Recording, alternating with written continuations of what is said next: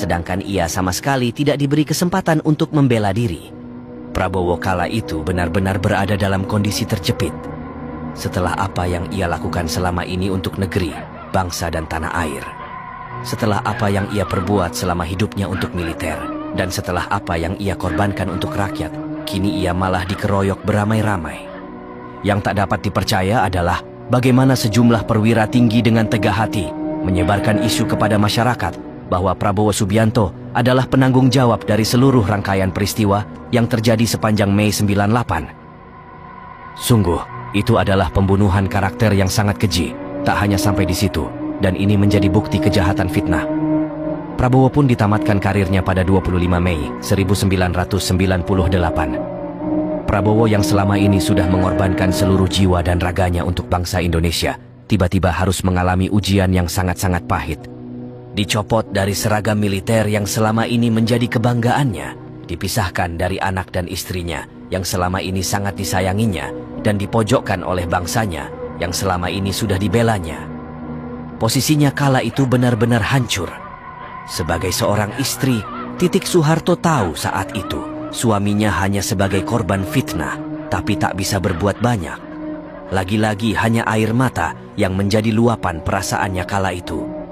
Dengan keikhlasan di bawah tekanan keluarga militer, Mbak Titik tidak punya pilihan selain harus pasrah dengan keadaan, harus rela melepas laki-laki yang selama ini sangat dicintainya.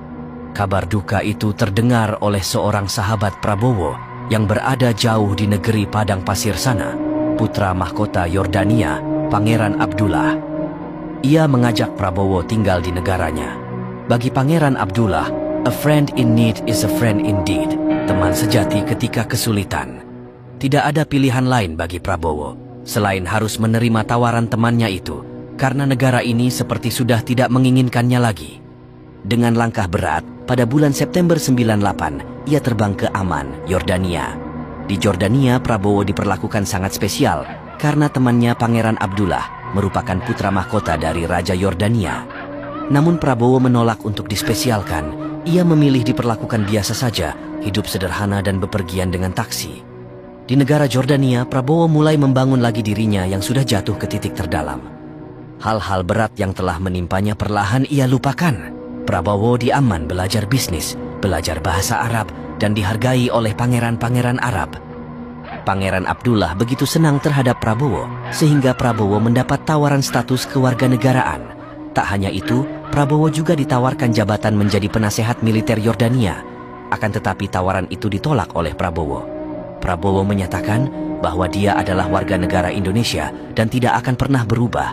Prabowo juga membangun bisnis bersama adiknya yang telah lama menggeluti dunia bisnis, Hashim Joyo Hadikusumo.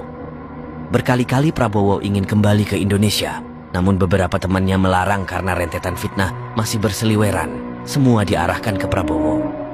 Perlahan tapi pasti, Prabowo yang sudah jatuh ke tingkat terbawah perlahan bangkit, dan kembali ke tanah air yang sangat dicintainya.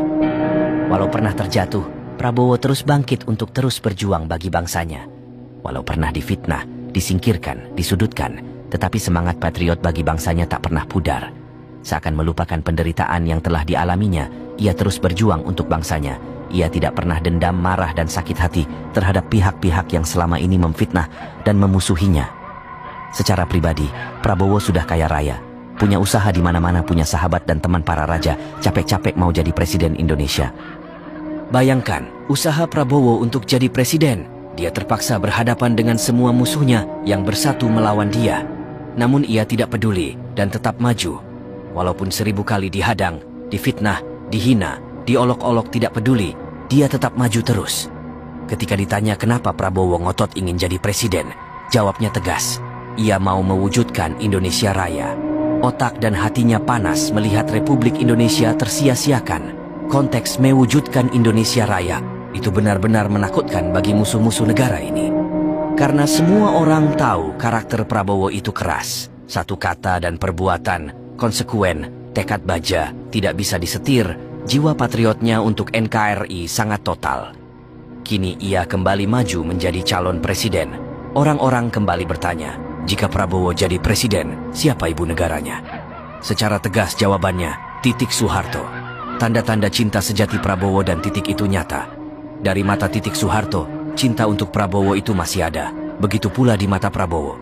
Hal itu sesuatu yang tak bisa dibohongi.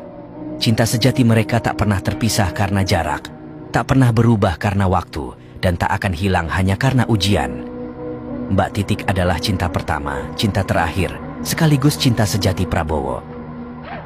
Itulah sepenggal kisah air mata Titik Soeharto.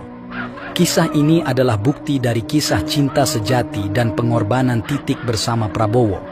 Mereka adalah contoh dari pasangan yang tidak mudah menyerah dan putus asa. Mereka juga adalah inspirasi bagi banyak orang yang mengalami masalah dalam hubungan percintaan. Mereka menunjukkan bahwa cinta tidak harus selalu bersama, tetapi bisa juga berjalan berdampingan.